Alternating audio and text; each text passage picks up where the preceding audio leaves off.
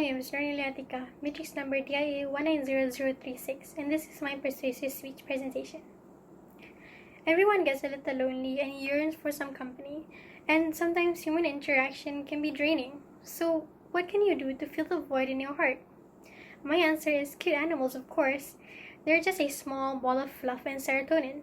For most, the only known option to get a pet is through a pet store or a breeder, but this can lead to detrimental side effects for the animals. A better option would be to adopt.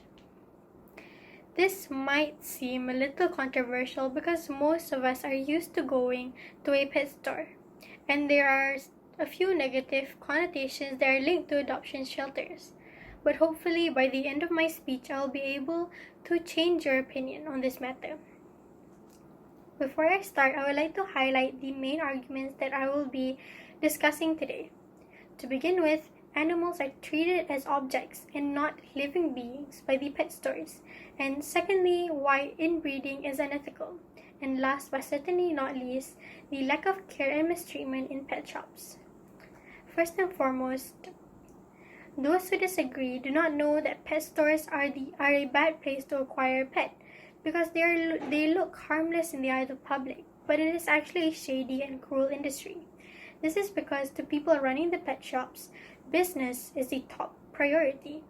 Making a profit means more to the cooperation than the welfare of the animals. But the opposite is true in animal shelters. In order to sell more pets, pet shops present animals as commodities or fashion accessories and not as individuals with their own unique needs. Pet shops encourage people to buy living beings on impulse. They market the cute puppy and the colorful birds or the cute fishes as the perfect accessory. These businesses have a budget to meet and often sell animals to people who are underprepared or unaware of the level of care they require. Then, as soon as the novelty wears off, they end up at an already severely crowded shelter or even worse, dead.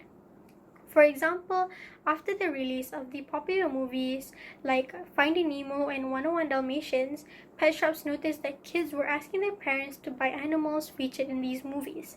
So they stocked up and they sold out instantly. But after a while, there were many stories of pet saltwater fishes dying with no explanation, and shelters noticed many abandoned Dalmatians on the streets. This goes to show that this practice is irresponsible and contribute to the problem of stray animals.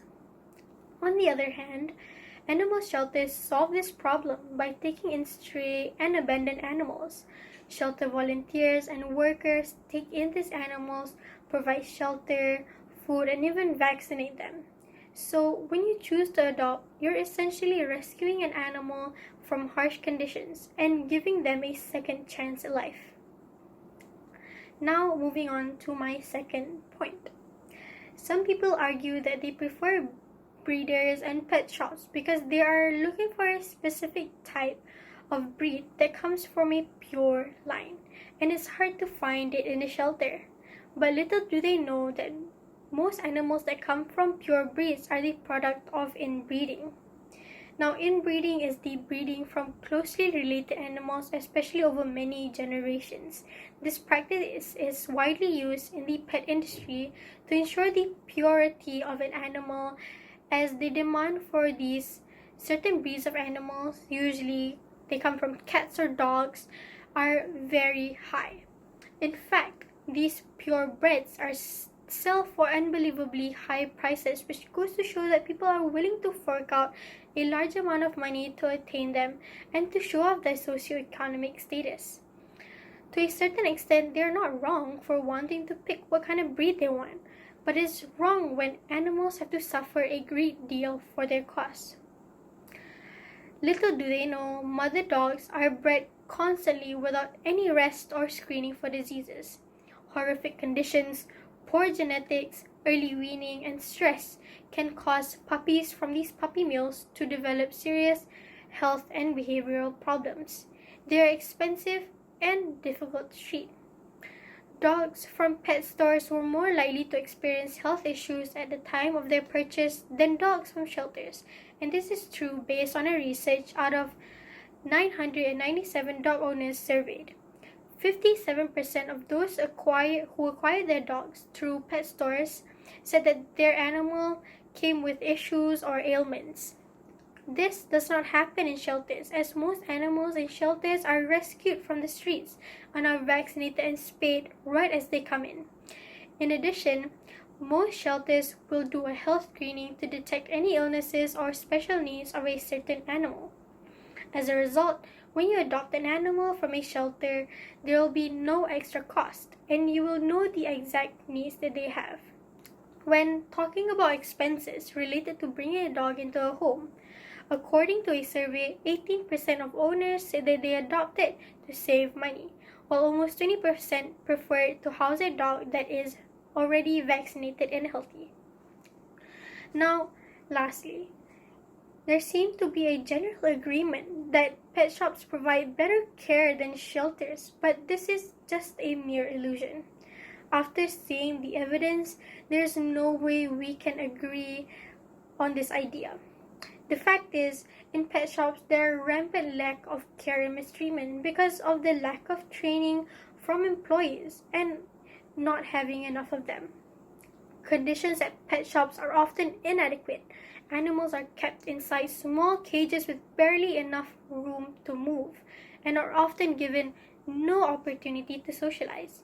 Smaller animals are crammed into containers that are sometimes forced to live in filthy conditions.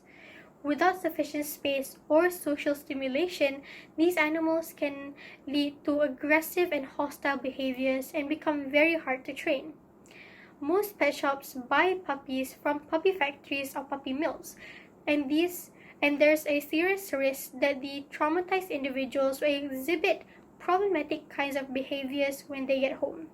As a result, many are surrendered back to animal shelters, adding to the growing animal homelessness problem. On the other hand, in shelters, they have a more intimate and personal relationship to not only their caretakers but also other animals in the shelter. Shelter animals are happier and friendlier, which is great when introducing it into a family. Now, to conclude, or to sum things up briefly, finding a lifetime companion is both exciting and extremely challenging. It shouldn't be something to be taken lightly.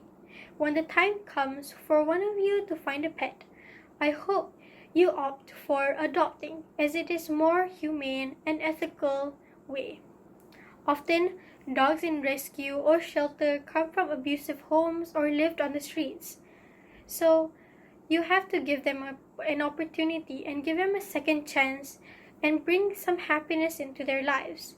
Remember, when you support a pet shop, you are contributing to the abusive cycle. Thank you.